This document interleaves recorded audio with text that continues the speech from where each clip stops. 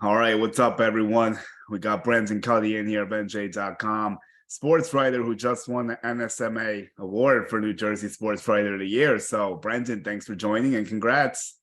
Thank you, Julian. Uh, Really cool award. Cool to be recognized. Cool to be validated. I guess. Thank you for that. Of course. So, we were out there in the winter meetings and we got to see a lot of activity from the Yankees. We had the Judge story, of course. Rodon signs around a week later. So, my first thing is going to be, what's your offseason grade right now if the Yankees didn't do another thing? Oof. I would say it's a solid B. I think that they're still the best team in the AL East, which isn't what you're gunning for, right? You want to be the best team in the AL. You want to be better than the Astros. I don't know that on paper the Yankees have done that yet convincingly. Getting Rodon was huge. I think that that rotation looks nasty right now. I almost wonder if they're considering trading one of those back end guys like a Montas or something to try to fill in left field, but I just don't see any deals that work there. Anyway, my point is the rotation is better than it's ever been in my 9 years covering this team. Let's see if it stays that way. Let's see if they stay healthy. You always need so many pitchers, but I don't know. I would give them a B. They did what they had to do. I felt like they had to get Rodon. They had to bring back Judge. Had to bring back Rizzo. Now it's just is that offense going to be enough, and can they stay up on top of the AL East, the rest of the year, and then improve left field enough at some point somehow? It doesn't look like anything's happening at the moment. You're saying it's like a stalemate right now. Now, with that being said, I do agree with your assessment of the AL East. I don't think fans are worried about the East. I think it is that thing with the Astros trying to get past them. Is the offense enough when you haven't really changed too much? I mean, you're going to get a full season of Harrison Bader if he stays healthy. You might get some new blood at shortstop with Peraza and Volpe, but a lot of the other stuff is still the same as we wait for left field.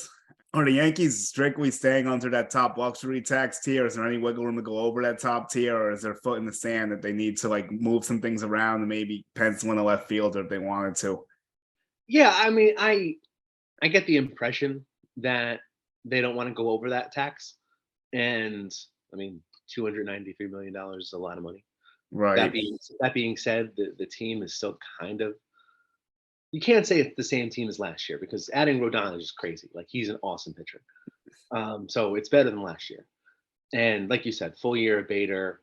I would love to see Peraza, full year of Peraza at short. Um, yeah, I don't see them going over that. We've seen in years past the Yankees keep that buffer zone going to the trade deadline so that they can work with that extra bit of dough. Um, but yeah, I don't see them going over the luxury tax threshold. But like maybe they will. I just don't see the deal that's out there for it to make it happen. And I just don't, the way the Yankees have operated in the past. I wouldn't think that that's their goal right now. Right. Well, I would say there is some cost-effective left fielders that could keep them under, but the problem with that is you have to give up your prospect pool. And it doesn't seem like they want to move Peraza Dominguez, obviously not Volpe. So they're kind of in a tough spot because I think Profar, let's say they want to do Profar, that's too much money unless you move someone off the roster. I mean, I think you look at Profar and you say, is he 100% going to be that much better than what the Yankees currently have on the roster? For the amount of money that he might cost, is he a for sure upgrade over what the Yankees currently have? I don't know that he is, and he might be the best option out there. So if that's the case, you probably just want to stick with what you got.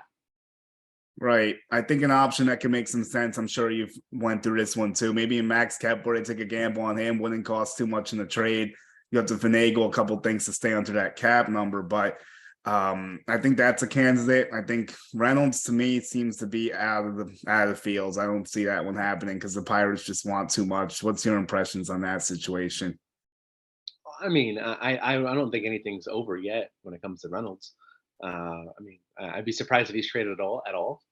But I mean, the Yankees could come out of nowhere, come out of left field and get the left fielder for and end up with Reynolds. I don't know that I have an impression there. The Pirates are going to hold out until they can get the best deal possible, and there are a lot of reports that they want young starting pitching, and the Yankees traded a lot of that away last year Right. at the deadline. So if that's the case, then the Yankees are ill positioned to try to make that deal. That being said, you never know. Yeah, I mean, the things come up, and who knows what the Yankees are willing to part with in terms of position players. So I wouldn't close the door on it, but Okay.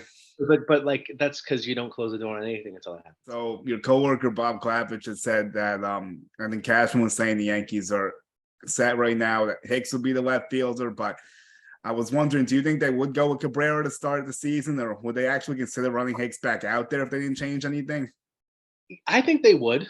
Let's look at this glass half full, right? Because I'm having my first coffee in the morning, and that's when the day is shining its brightest. So it looks like garbage out there right now. North Jersey, Bloomfield, what up? Anyway, so yeah, I think that a healthy Hicks, again, healthy, another season removed from that torn tendon sheath that he had in his wrist. Maybe get some of the power back with the restricted shifting. Maybe more singles fall in for him, more hits fall in for him. He's always had a really good eye at the plate. 330 OBP last year, solid. Batting average was awful, and Yeah. the OPS wasn't good. But like, you could see a world where Aaron Hicks is a good option in left field. Still a solid defender despite the issues he had last year at times. I think he can handle it. I think he could be okay there. I think he could be good there. Um, and I think the Yankees could give him a shot there. I don't think that they want to give the job every day to Cabrera. I think he's more useful to them, switching around, jumping spot to spot. Though you got LeMahieu for that too. So Right. there's some weirdness with the roster. Not weirdness, but you got a utility guy in Cabrera, a utility guy in DJ, a utility guy in kind of IKF, Right. and no left fielder for the surefire left fielder right now, and no definite shortstop right now. Yeah. So it's just a lot of moving pieces that you could very easily pencil in and say, all right, this is how this works. But you could also say, maybe it's this way, maybe it's this way, maybe it's this way. It just seems like there's a lot of confusion in that left third, like short area. I know Donaldson's entrenched there right now, but no one's too pleased with that. But speaking of that, could you see a move to open things up in the infield or the outfield? Have they been exploring the possibility of trading Hicks, maybe moving infielder to make things a little more clear in there? Um, I mean, they're of course they've looked into trading Hicks. They've looked into trading Donaldson. Those aren't easy things to do, right? This isn't a video game. Yeah. You can't just fill up the bar until it's green and then deal with it. So, and then you really can't. All right, you can, but you're not going to make your first option. Oh, cut a player and eat his money because you're Hal Steinbrenner and you're a billionaire. Like I get that's why I get fans saying that, but that's not going to be your first option until you've exhausted all your other options. So they're going to take their time on that. I mean, trade. I don't know that you want to trade someone to clarify things. I think that you go into spring training, you hope it works itself out, and then you hope that another team has a need that pops up in spring training, or God forbid, another team has an injury in Yeah. spring training and needs one of your guys. I don't think you need to make that move now. I think you go into spring with what you got and let it shake out. Okay. In terms of the infield. Right. So a scenario I would lay out for you. Let's say Peraza wins the job at short, and then you just have IKF and you have DJ as utility infielders. Like, is there a scenario they could trade IKF? I know it's $6 million. I don't know if anyone would take that for a backup. I don't know if he would be a starter anywhere else. Like, Oh yeah, he'd be a star. I think he'd be a starter somewhere. Teams see him as a really good defender, and he's the kind of guy who makes like awesome plays and then had some difficulty with some routine plays, and it all kind of balances out in these teams internal systems in their rating systems as a well above average defensive shortstop.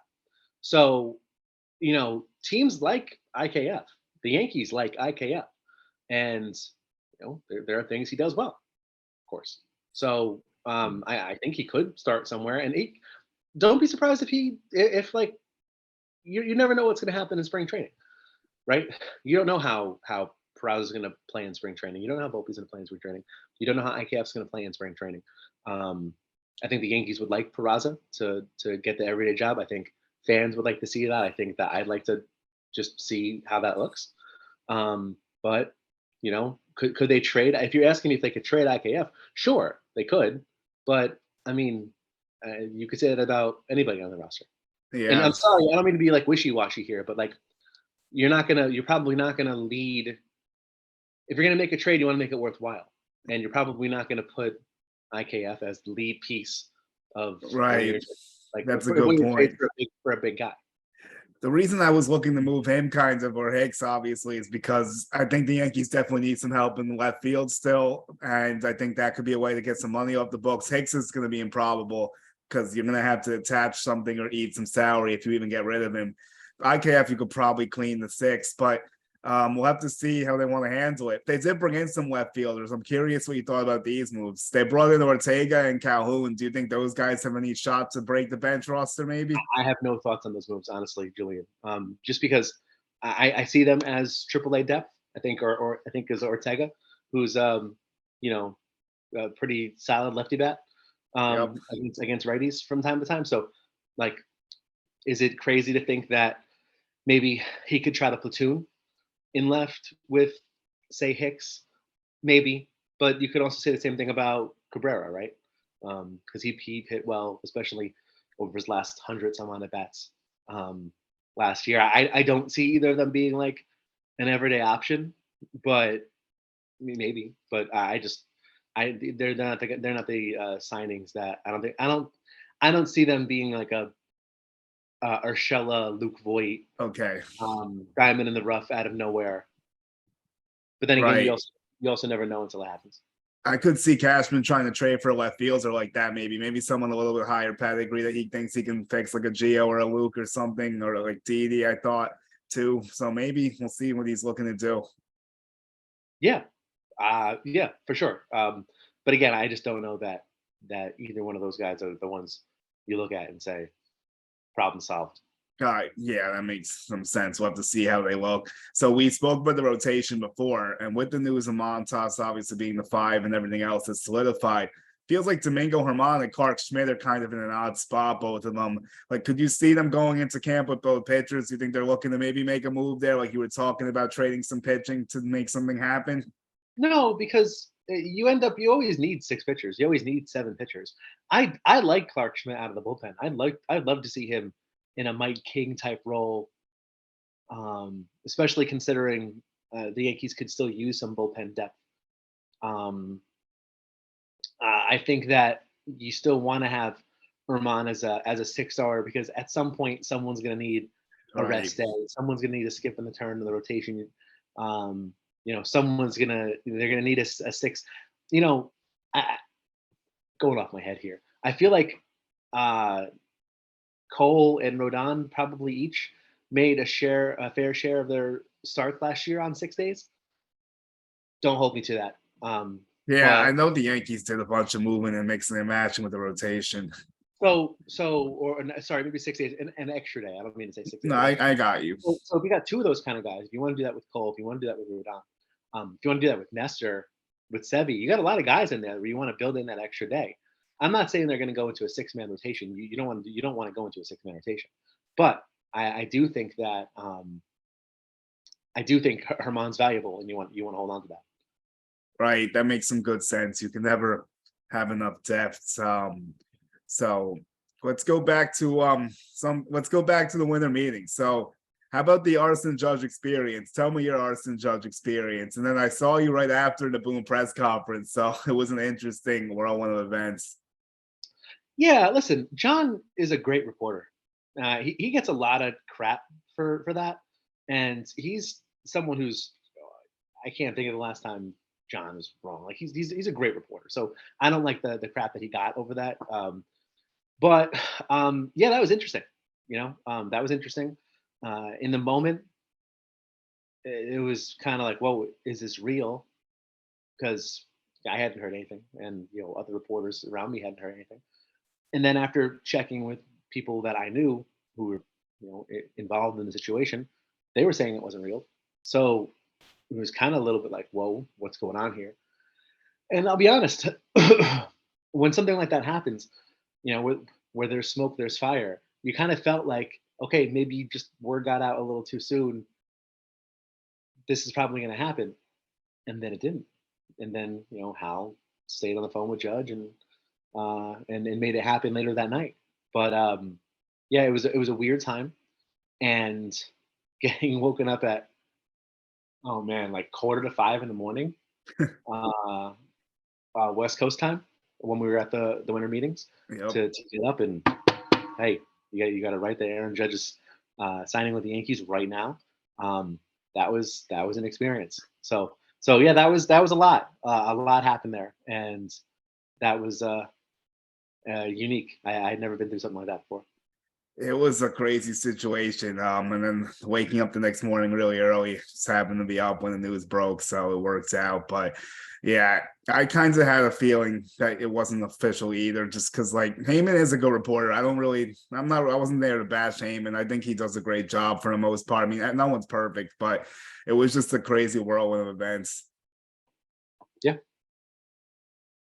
So from that Boone press conference, I thought there was a few interesting notes. I remember he was like unsure of the situation too, but he wasn't saying they lost him. So what were your impressions of that? Like, what did you think of that whole experience of talking to Boone after?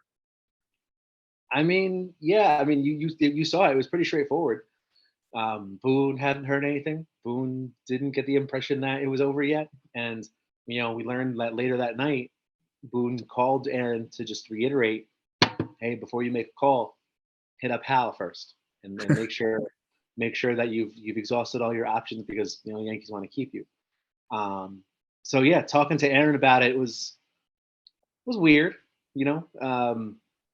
But I mean, this is baseball. This is a lot of money, and you want to talk, if you want to say like something like to Aaron Judge, you know, with the Yankees, you could make 320 million over 8 years, or you could make 360 million over 9 years with the Giants. And you say, what's the difference, Aaron? If you want to be a Yankee, 360 million, you're never going to spend that. 320 million, you're never going to spend that.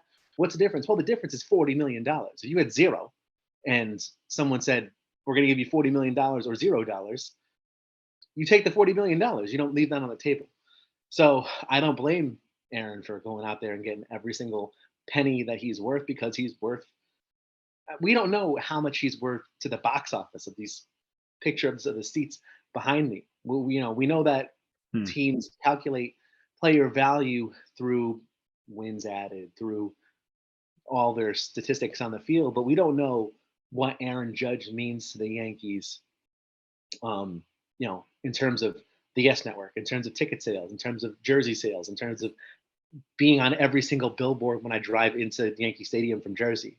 So 360 million sounds good to me. I think the Yankees will still come out on that deal with a lot of money. Yeah, me too. And it's something that had to get done. They had to set the tone with that and everything.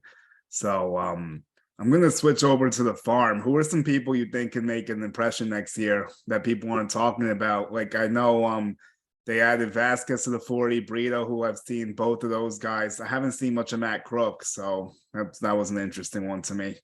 I mean, I in speaking with scouts who've been kind enough to share their insights with me, I know that Brito is considered a pretty legit guy who can get major league outs right now. Real good commands, someone who um, has steadily gotten better. So you wonder if that trajectory is going to continue.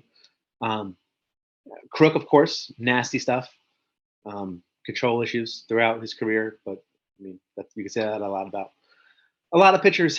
Um, Vasquez, again, solid, but none of the prospect types that was a a Waldachuk or the guy that's into the Cubs last year. Wisniewski. Yeah, Wisniewski. I was getting people who were raving about him. I liked him too. Shocked that they traded him for Efros, honestly. Not to say that Efros isn't going to be great next year when he comes back from Tommy John, but they were. I spoke to a lot of people who were surprised by that kind of deal. Me too. You know, but again, it's you're really just looking at. I feel like Peraza for the most part. I don't think. I don't see them going with Volpe on the big league roster out of spring training. The Yankees like to let their prospects bake a little bit longer in the minor leagues and truly show something at AAA and prove that they're done with those levels. So I don't see the Yankees rushing Volpe. I just don't see it happening. I think Peraza is much more likely, and I think a guy like Peraza. I mean, you still got to see Florial do it. Again, it's mostly looking like Peraza to me. Maybe Volpe in the second half, but also that Volpe in the second half means that someone isn't doing their job. It means that maybe Glaber isn't doing his job or is gone, and that's Glaber still has so much talent, or Peraza isn't getting it done, but he has so much talent, or IKF, all those guys. So it's hard to say that you're going to see Volpe this year, but he's also considered a top prospect in the game for a reason. We've heard a lot in terms of King, whether it's going to be ready for opening day or like a month after opening day. It's hard to say right now. But the Yankees are banking on him being a big part of that bullpen. I don't see them stretching him out to be a starting pitcher. I don't see them trying to go that route with him again. He showed so much as a reliever last year that I think that's what they want to do. But is it opening day? Is it 2 weeks after opening day? I think it's too soon to say. Well, with that, do you think they can make another move in the bullpen, or do you think they're set with everyone they have right now? No, I mean, of course they can make another move in the bullpen. There always seems to be a spring training guy who lights it up and wins the back end spot, right? Like Licky, and ends up on the roster for 2 years, and you don't see it coming. There's always a chance. You never have enough relievers, and I think that I don't think the bullpen's set by any means. I do think that the back end is kind of set. I do think it looks like playing Holmes as your closer. I do think Holmes is your closer. Then it's Wandy and Canely and King when he gets back. Who am I missing? Well, Weisiger. Oh, the Weisiger down there as well. So I do think your high end part of your bullpen is pretty set, but like always, I think that back end is in flux, and I think they could absolutely make some moves. I think they wanted to give Junior Fernandez a shot, and obviously lost him on waivers. Right, because it's funny you bring up Licky, because that's why I brought this up, because it seems like they're a lefty short now. They don't need to have more than one lefty, I guess. Maybe Matt Crook gets his spot. I think Andrew Chapin intrigues me, but they probably wouldn't want to spend the money for him, I wouldn't think. So he's still out there, but maybe. Yeah, I mean, it always helps to have a lot of lefties, but I think they look at Marinaccio as someone who's kind of a lefty killer. I think they look at him as someone who does a good job on both sides of the play, like a reverse split guy. I think the Yankees have some guys who are solid in the reverse split category. So you got Wandy as your lefty, right? But I think they have a couple guys who do the job, and we'll bring in guys who special and not specialized, but can get lefties out. So what do you make of DJ LeMahieu's situation? Like, do you think the Yankees will have a diminished player in their hands down the stretch? Do you think he kind of get back to what he was? Like, it seems like it's a tricky spot for him. I mean, when he was healthy last year, he was about as good as DJ's ever been, right? When before the toe really sank him. And if you know DJ, and if you've watched DJ, like he's someone who takes this seriously, doesn't mess around. That guy is not going to be unprepared. So if he's healthy, you're expecting a top of the order bat. You're expecting a number two hitter, a leadoff guy. So I go into next year thinking DJ's DJ. You have too many other things to worry about. You don't worry about DJ's commitment. You don't worry about DJ's ability to get back to where he was. You just worry about, is he healthy? And fans always talk about, just get him the surgery now. Why isn't he having the surgery so you don't have to worry about it later? Well, the issue with the surgery with the toe, which my understanding is he's not going to have surgery on the toe, it was that the Yankees and DJ consulted like 3 or 4 different doctors, like a handful of doctors, and each one of them came back with, "Oh, here's our idea." There was no consensus on exactly what to do in terms of surgery. There was one guy had one idea, one guy had another idea. Like, that's my understanding. So if you're talking about get DJ surgery to fix his toe, well, what surgery? And I think that's the way the Yankees look at it. I think DJ wanted to avoid surgery. I think the Yankees wanted to avoid surgery. That's what they're going to do. And I think that if he is healthy, he is DJ until proven otherwise. All right, so I'm going to put you on the spot. Let's say he's healthy and everything checks out. You have this roster you see right now. What's your opening day positional alignment? I mean, Rizzo at first, Glaber at second.